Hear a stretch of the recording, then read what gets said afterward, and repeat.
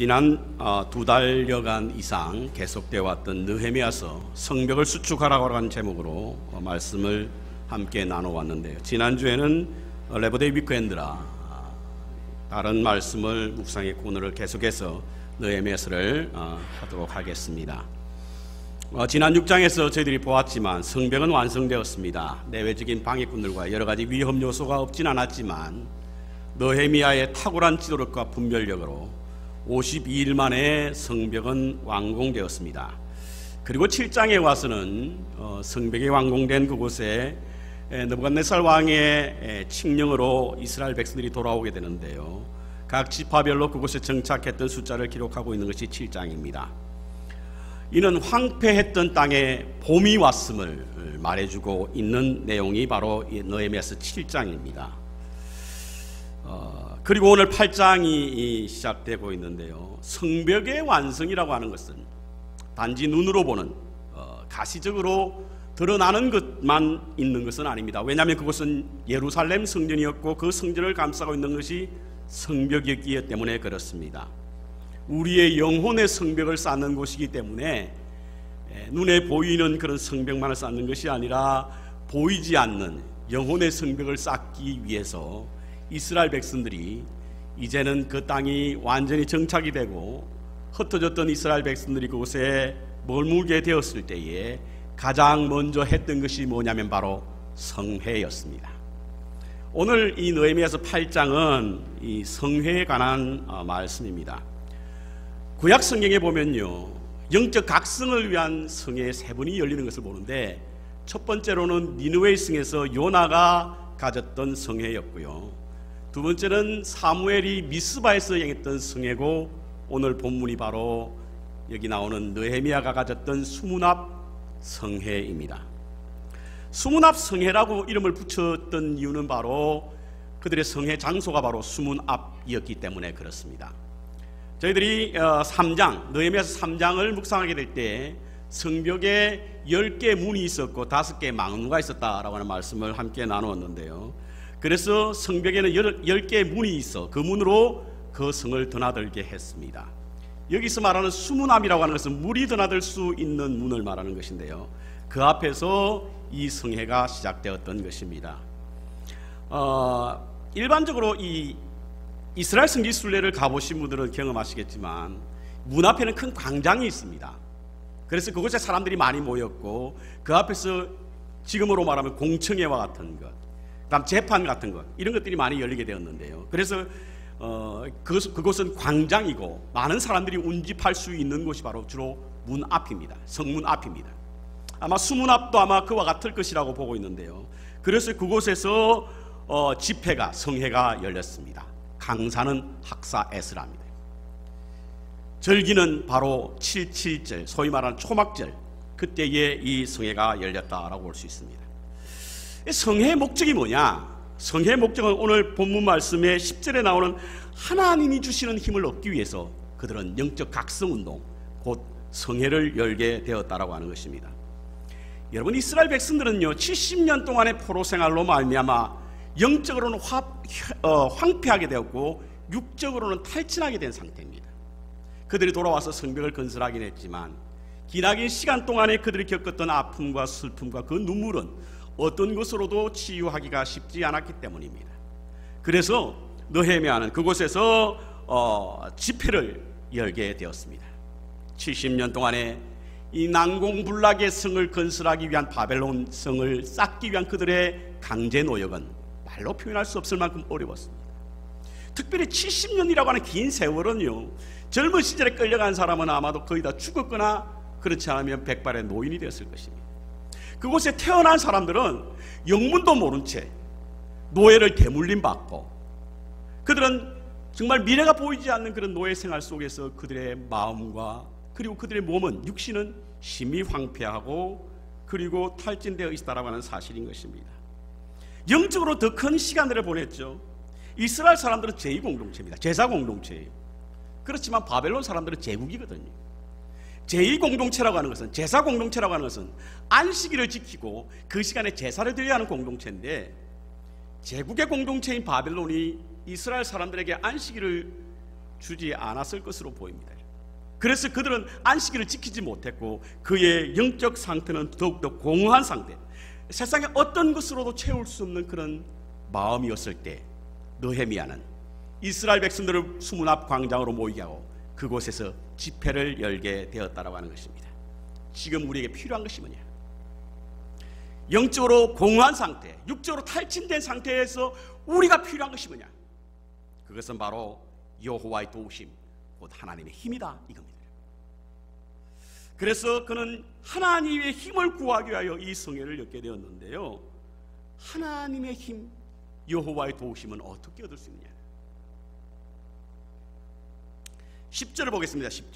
10절에 보면요, 느헤미야가 또 이르기를 너희는 가서 살찐 것을 먹고 단 것을 마시되 예비치 못한 자에게는 너희가 나누어 주라. 이날은 주의 성일이니 근심하지 말라. 여호와를 기뻐하는 것이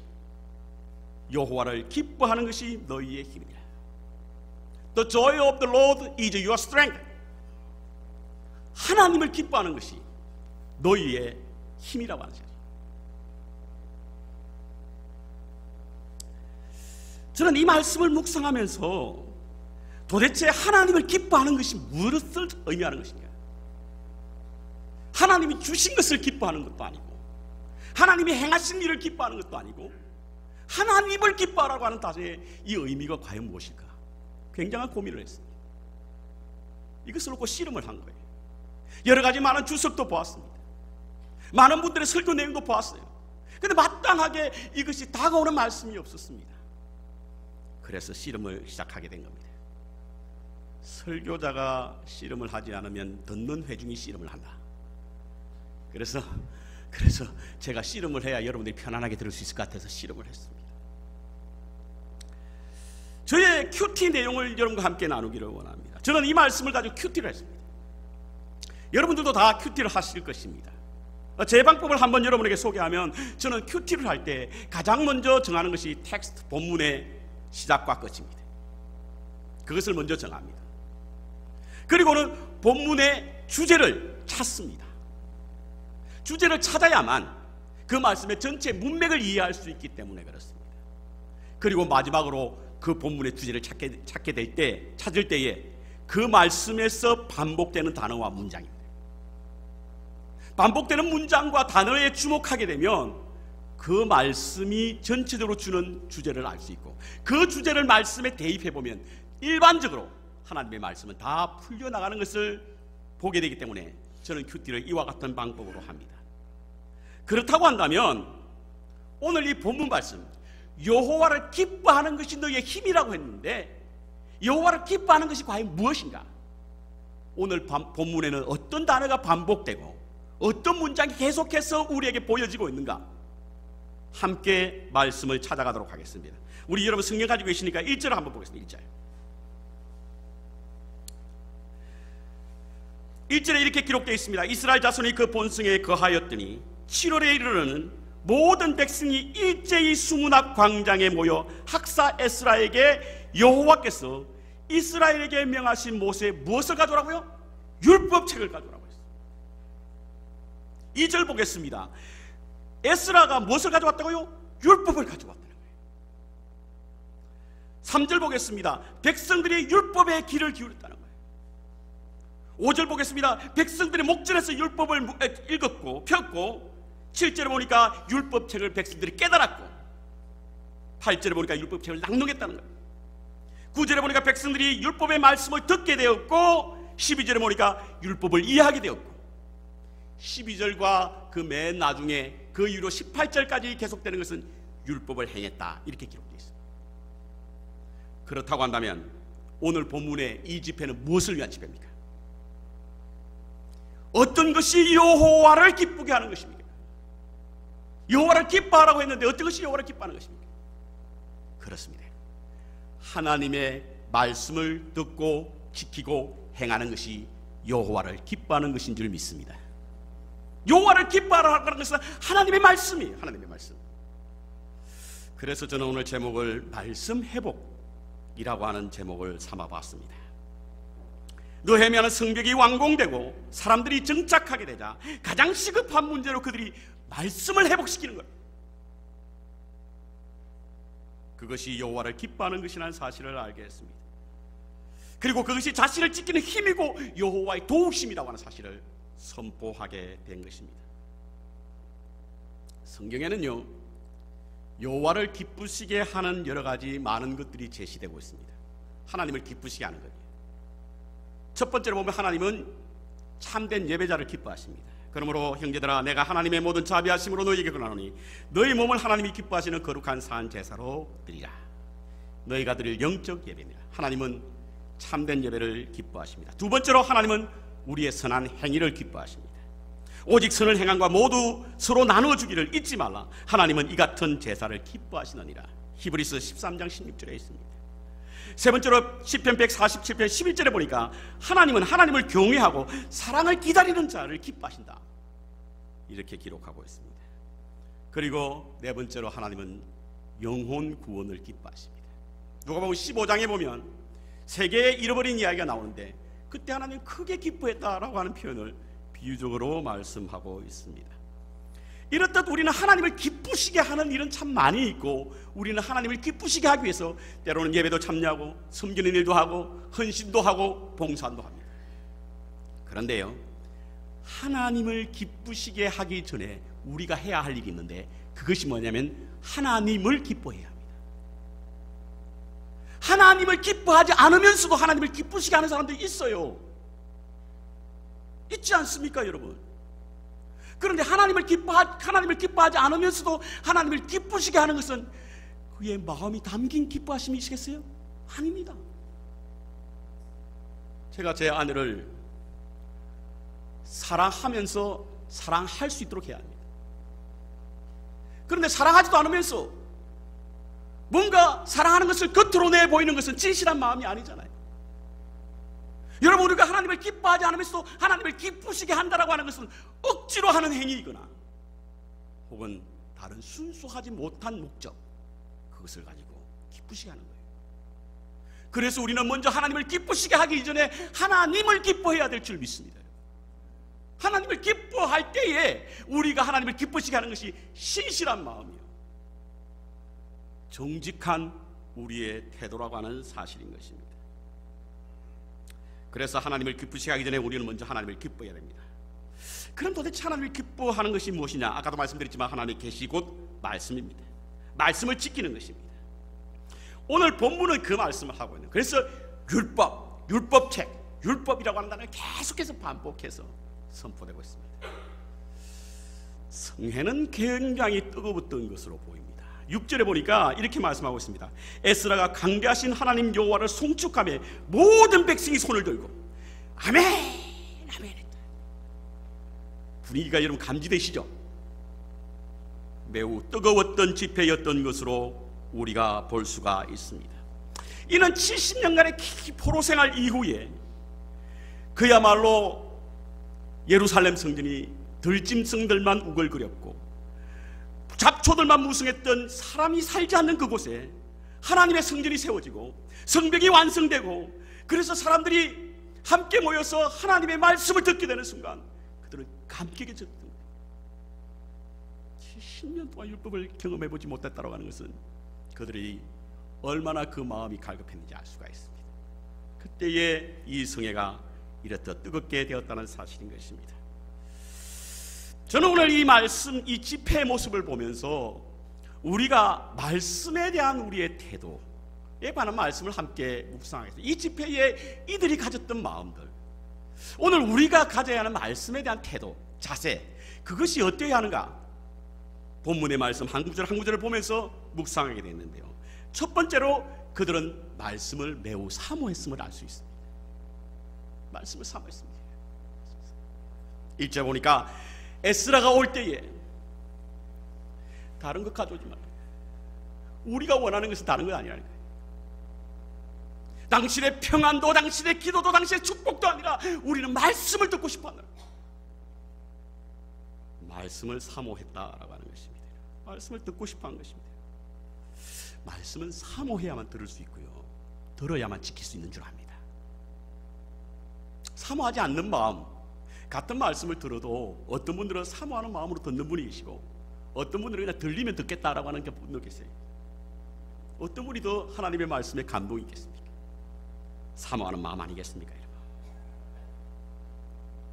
지금 교회는 두 종류의 사람들만 있다고 합니다. 한 종류의 사람은 누가 뭐래도 흔들리지 않는 믿음이 견고한 사람들. 그래서 굳이 듣지 않아도 자생력이 있어서 신앙생활 잘하는 사람들. 두 번째 사람은 아무리 말해도 꿈쩍하지 않은 분들, 지금까지의 자리에서 조금 더 나아가려고 하지 않는 사람, 이 두 종류의 사람만 있다. 그래서 말씀을 드리려 하지 않습니다. 먼저 사람들은 뭐 다 알고 있으니까 뭐 그런 말 하지 않아도 내가 신앙생활 다 하니까 드리려 하지 않는 것이고, 두 번째 사람들은 자기와 상관없다는 생각이에요. 말씀은 나와 상관없다는 생각. 그러니 말씀을 드리려 하지 않습니다. 그러다 보니까 강단이 점점 더 강단이 허물어지고 있습니다. 사람들이 듣기 좋은 말만 합니다. 재미난 이야기만 합니다. 여러분들이 혹시 교회를 어느 웨슬리 전통이 있는 그런 오래된 미국 교회를 방문해 보신 분들은요, 강단이 우리처럼 여기 있는 것이 아니라 요 중간에 우뚝 솟아 있는 강단을 보신 분 혹시 계세요? 예, 뭐 한 200년 된 교회 가보면요, 중간에 강단이 우뚝 솟아 있어요. 왜 그렇게 우뚝 솟은지 아십니까?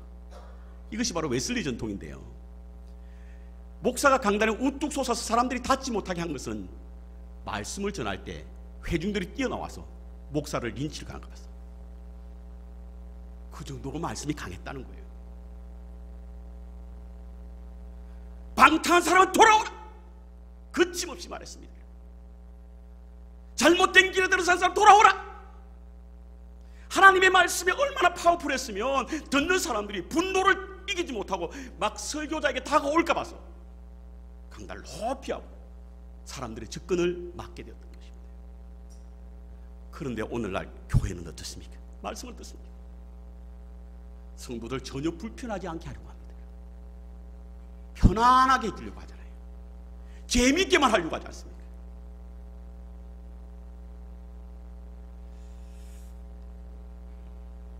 뿐만 아니라 교훈적인 말씀을 들을 때도 다른 사람을 생각하고 그 사람이 꼭 들어야 될 말씀이라고 생각합니다. 모두 다 그렇지는 않지만 간혹은 어떤 분들은 강단에서 나 대신 이 말을 좀 해줬으면 좋겠다는 생각도 하는 분 계세요. 우연찮게 그 말이 선포되었을 때 속이 시원해 하시는 분 계시죠. 그리고 은혜 받았다고 말씀합니다. 은혜 받으면요, 속이 시원하지 않습니다, 여러분. 은혜 받으면 속이 시원하지 않아요. 왜냐하면 우리의 잘못된 습관을 바꿔야 하기 때문에 매우 무거운 짐을 갖고 하나님의 말씀을 들을 때에 그 말씀이 은혜되는 거예요. 그래서 은혜를 받으면 좀 불편해지는 거예요.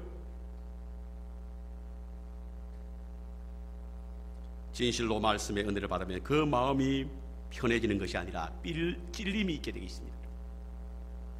그리고 그 말씀대로 행하는 것이 부담감이 몰려오기 때문에 매우 무겁게 느껴지는 것이죠. 이것이 은혜입니다.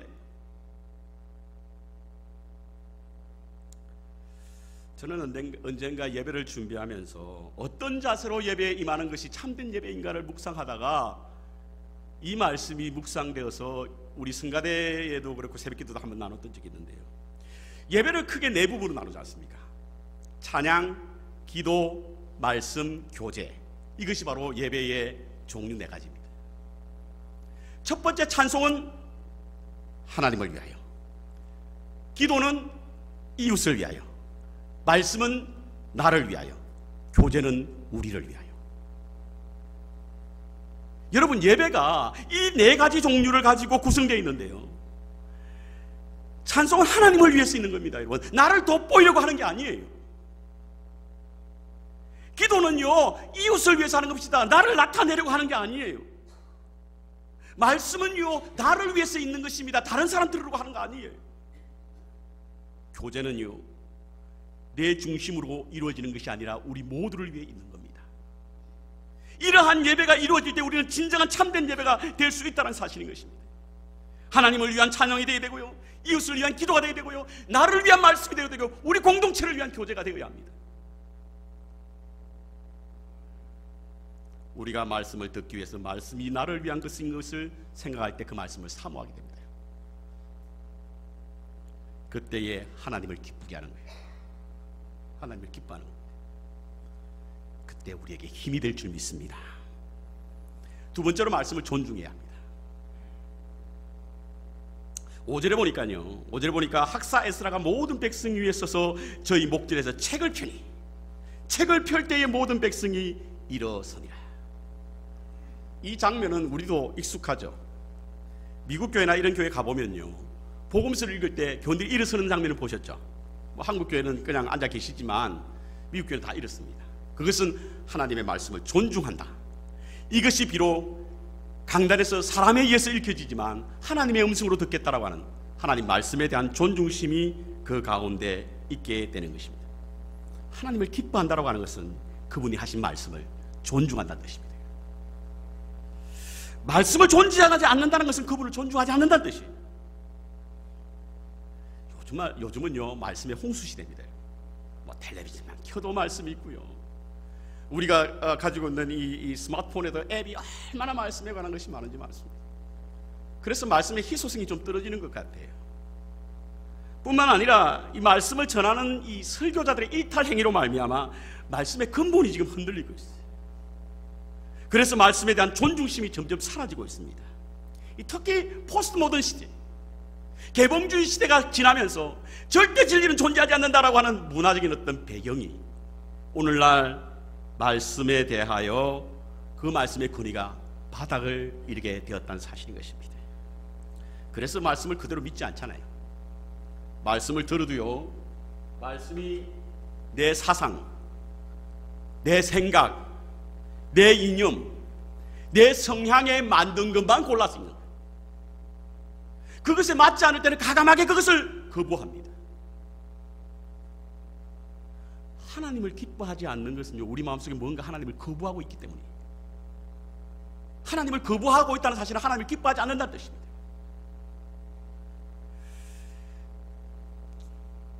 우리는 말씀을 다 믿든지 그렇지 않으면 다 버리든지 둘 중에 하나를 선택해야 됩니다. 이것만 믿고 저것도 믿지 않겠다, 틀린 말입니다. 예수님이 어떻게 그랬습니까? 예수님이 오경만 믿었습니까? 시편만 믿었어요? 예언서만 믿었습니까? 다 믿은 거예요.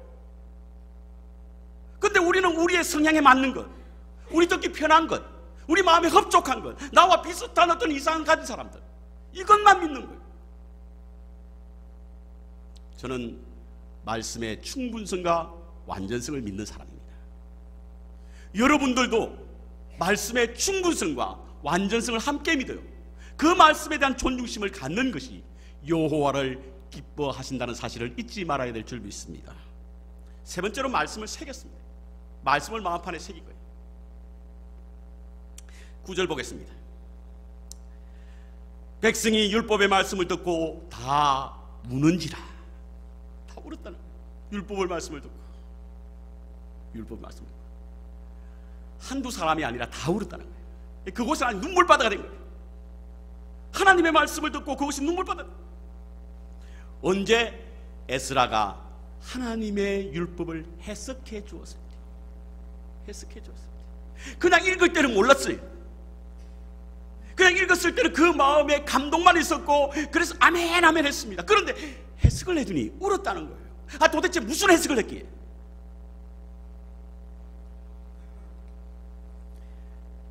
지금 이스라엘 백성들의 가장 큰 어떤 갈등 그리고 고민은 무엇이었냐면, 도대체 70년 동안 포로 생활과 이스라엘의 멸망의 원인이 어디 있느냐, 이것을 몰랐기 때문에.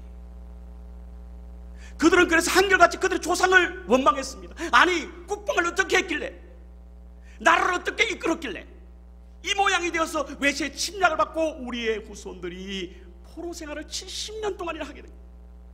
그들의 조상을 원망했어요. 또 어떤 사람은 하나님을 원망했습니다. 하나님이 살아계시지 않는 것은 아닌가, 하나님은 돌보지 않는 것이 아닌가. 왜냐하면 어떻게 하나님의 성 예루살렘이 망하게 됐고 성벽이 무너지게 됐으며 자신들이 포로로 끌려갈 수 있냐는 거예요. 그런데 에스라가 율법을 읽고 그것을 해석해주는 순간, 그동안에 그들이 가졌던 궁금증, 의심, 그리고 왜 그들이 그러한 불행을 당하게 되었는가에 대해서 알자 그들은 다 울었다라고 기록하고 있습니다. 북받치는 그 슬픔, 그동안 자신의 조상들의 잘못, 하나님이 안 계시는 것으로 알았는데 자신들에게 닥치된 불행이 자신들의 잘못이었다는 것을 알게 되었을 때 그들은 그 자리에서 통곡을 하게 되었다고 하는 것입니다. 여러분, 이 율법이 도대체 뭡니까? 모세오경 율법의 근본이 뭡니까? 그것은 하나님 사랑과 이웃 사랑이란 말이에요. 모세율법을 한마디로 정리해주고 있는 말씀이 신명기서 6장 4절인데요 너희는 마음을 다하고 성품을 다하고 뜻을 다하여 주 너희 하나님을 사랑하라. 이것이 율법의 핵심입니다, 여러분. 그런데 그 말씀 이후에 뭐라고 말씀하고 있냐면요, 내가 명한 모든 것을 너희 마음에 새기고 자녀들 가르치고 어느 때든지 강론하라.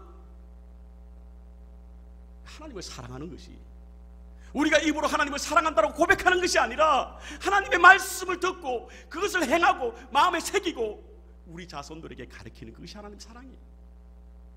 그 말씀을 에스라가 지금 해석하고 있는 겁니다. 뿐만 아니라 결정적으로 그들의 마음에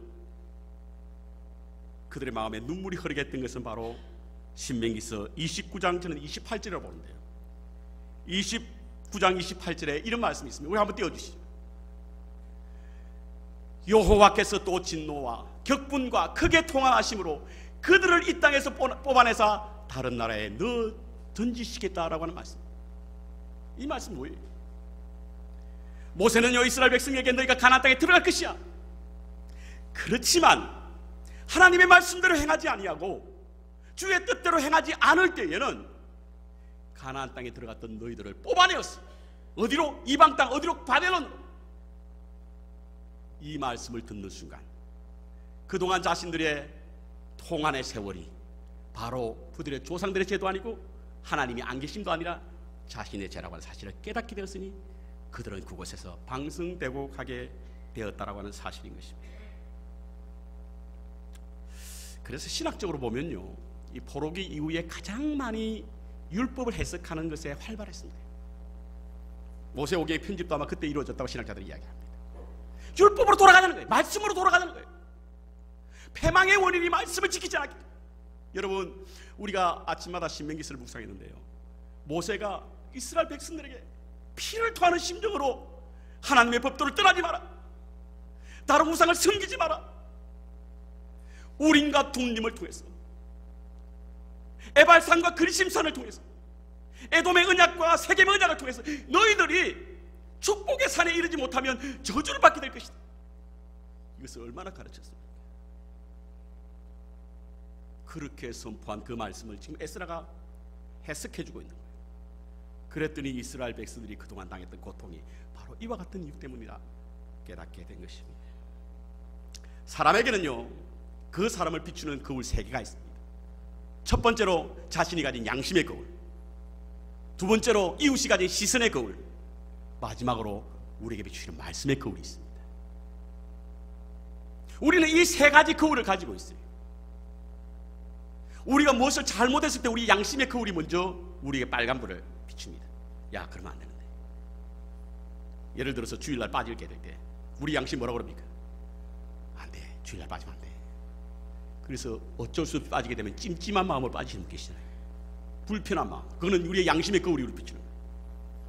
두 번째, 이웃의 시선의 거울이 있습니다. 주일날 빠지잖아요. 그러면 교회 분들이 묻어요. 야, 왜 주일날 자꾸 빠져? 이것은 다른 이웃의 시선입니다.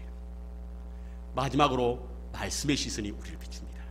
그런데 중요한 것은요, 우리의 양심의 시선과 이웃의 시선은 우리의 설득으로 끝이 나지만 하나님의 말씀의 시선은요, 우리에게 그 결과에 대해 우리가 책임지지 않는 겁니다. 그리고 말씀을 듣는 사람의 태도도 세 가지로 나눌 수 있습니다. 하나님의 말씀을 들을 때 옷을 찢는 사람이 있고 가슴을 찢는 사람이 있고 말씀을 찢는 사람이 있어요. 옷을 찢는다라고 하는 것은 말씀을 들을 때 잠깐 그 말씀에 동의 정도 하는 것이고, 가슴을 찢는 사람은 말씀을 들을 때 그 가슴이 너무 아파서. 그런데요, 어떤 사람들은 그 말씀을 찢어버리면 어떻게 해요? 듣지 않겠다는 거예요. 사도행전에 그 내용이 나와 있지 않습니까? 사도행전 베드로와 스데반이요 함께 하나님의 말씀을 선포해 예수 그리스도가 누구인가를 선포했어요. 그런데 베드로가 선포했을 때의 사람들, 유대인들은요 가슴을 찢으며 그럼 우리는 어떻게 해야 해요? 찔림을 받아서 지금 유대인들 이야기하고 있거든요. 너희들이 메시아를 죽였어라고 이야기하고 있거든요. 그래 그 말씀을 들었던 유대인들은 가슴이 찢어진 거예요. 그럼 우리가 어떻게 해야 합니까? 근데 7장에 보면요 스데반이 똑같은 말씀을 전했는데 바리새인들과 서기관들은요 같이 찔림을 받았어요. 어떻게 했다고요? 스데반을 죽이라고 하죠. 말씀을 찢는 거예요. 여러분, 니느웨의 성이 비록 그들이 이방인이었지만 그들이 하나님의 말씀을 듣고 그 가슴을 찢었을 때는 하나님이 그들을 구원하셨습니다.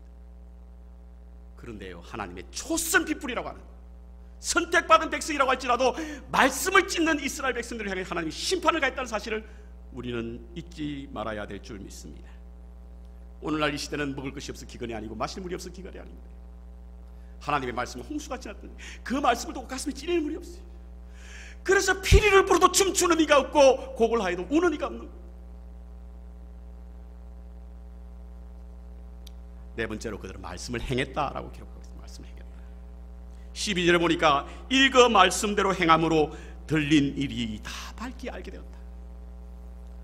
말씀을 들었죠. 행했더니 그 말씀이 진리인 것을 알게 됐다는 거예요. 그리고 13절부터 18절까지 초막절을 지키는 장면이 나옵니다. 초막절은요 이스라엘의 3대 절기 중에 하나입니다. 유월절, 오순절, 그리고 초막절입니다. 이 초막절은 이스라엘 백성들이 포로에서 해방됐던 광야에서 초막을 짓고 지던 그 절기인데요, 하나님이 출애굽기에서도 모세를 통해서 말씀하셨고 레위기에서도 말씀하셨고 신명기에서도 말씀하셨습니다. 그런데요 이스라엘의 역사에 보면 이 초막절을 잘 지켰다라고 하는 말씀이 기록되어 있지 않습니다. 역대하 5장과 열왕기상에 어디가 나오는데요, 그저 왕이 그 절기에 참여했다 정도로 끝이 납니다.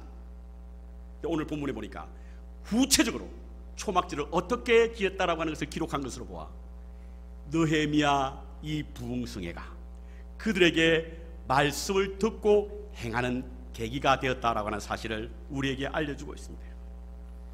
여러분, 말씀의 해석은 우리의 삶입니다. 여러분, 우리의 삶을 통하여 말씀을 해석할 수 있어요. 그 말씀의 진리인가 아닌가는 우리의 삶에 적용을 할 때에 그것이 진리로 다가올 수 있다는 사실입니다. 그래서 20세기 최고의 부흥사로 알려진 D.L. 무디라고 하는 목사님의 성경책을 보면요, 거기에 전부 다 T자와 P자만 있습니다. Try, 내 삶에 한번 시도를 해봤다는 거예요. Prove, 증명되었다고 합니다. 말씀이 살아있게 하기 위해서 우리는 말씀대로 행해야 합니다.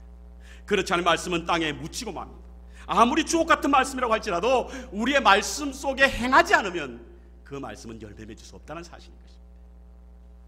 어제 우리가 새벽 기도 시간에 라합의 이야기를 했죠. 라합은요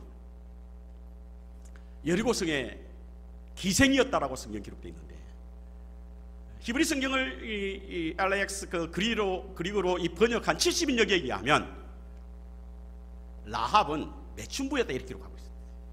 그러니까 아주 신분이 천하죠. 이방년이 있지 않습니까? 그런데 마태복음 1장에 보면 예수님의 족보에 그 이름 두자가 쫙하니 있어요. 우리가 혈통을 따지고 고집하는데요, 예수님 혈통도 그렇게 좋은 혈통 아니에요. 예수님 혈통도 뼈대에 있는 혈통 아닙니다. 혈통을 자랑할 거 없습니다. 하나님의 자녀는 육신으로 된 것이 아니라 약속으로 된다고 말씀하셨죠. 어떻게 라합과 같이 이렇게 천하디 천하고 볼품없는 여인이 예수님의 혈통 보아스의 어미가 되었고 다윗의 고종 할머니 될 수 있습니다. 그것은 바로 하나님의 말씀을 듣고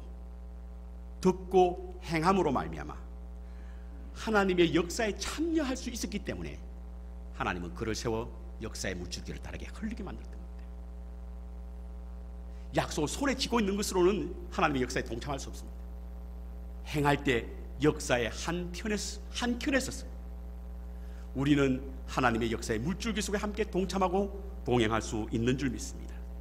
여러분, 야고보서에 보면 행함이 없는 믿음이 죽은 믿음이라고 그러셨죠. 그 말씀의 시작을, 그 비유를 누구에 됐냐면 바로 라합에게 들었어요. 라합의 이 행동이, 행함이 진실로 믿음이 있는 행동이었다는 거예요. 신분과 상관없습니다. 남자가 여자가 상관없어요. 하나님은 하나님의 말씀대로 행하는 자를 역사의 무대에 그를 올리고 그를 통해서 하나님의 역사를 써내려간다는 사실을 우리는 잊지 말아야 될 줄 믿습니다. 그래서 야고보서 1장 22절에 너희는 말씀을 행하는 자가 되고 듣기만 하여 자신을 속이는 자가 되지 말라. 인생의 위기는 누구에게나 찾아옵니다. 그런데 그 위기를 어떻게 극복하느냐에 따라서 위기가 또 다른 기회가 될 수 있습니다. 이스라엘 백성들은 70년 세월의 위기를 겪습니다. 그런데 그들은 하나님 앞으로 돌아오게 되는 이 위기를 기회로 바꾼 민족이 바로 이스라엘 백성들이었어요. 그들은 비록 70년이라고 길고 긴 시간 속에서 고통과 해환의 시간들을 보내었지만 그 시간을 통해서 그들은 하나님을 다시금 새롭게 발견하게 되는 시간이 되었다는 사실인 것입니다. 무엇으로? 하나님의 말씀으로. 여러분, 우리의 인생의 위기가 마치 자초하는 배와 같이 위험 속에 빠져들어갈 때 우리의 인생의 탓을 어디다 옮기겠습니까? 세상적인 힘에다가, 우리가 가진 권력에다가, 우리의 경험과 지혜? 아닙니다. 인생의 위기 때 우리 인생의 탓을 하나님의 말씀이 올리시기 바랍니다. 그 말씀이 우리의 위기를 기회로 만들 수 있다고 하는 사실을 잊지 말아야 합니다. 그래서 하나님의 선포된 말씀, 쓰여진 말씀을 위하여 사모하고 존중하고 품고 그리고 행하게 될 때 우리의 위기는 또 다른 기회가 될 수 있다는 사실을 잊지 말아야 합니다. 시편 119편 110절에 보면 여호와의 말씀은 우리의 발의 등이요 길의 빛이라고 하는 말씀을 하셨습니다. 우리가 그 말씀을 통해서 하나님을 기뻐하시는 여러분과 되시기 바랍니다. 하나님을 기뻐하시는 여러분 되시기를 바랍니다. 이때 하나님의 힘과 도우심이 우리에게 있게 될 줄 믿고 하나님이 주시는 힘과 도우심으로 승리하는 믿음의 삶을 사시는 저와 여러분 되시기를 주님의 이름으로 축원합니다.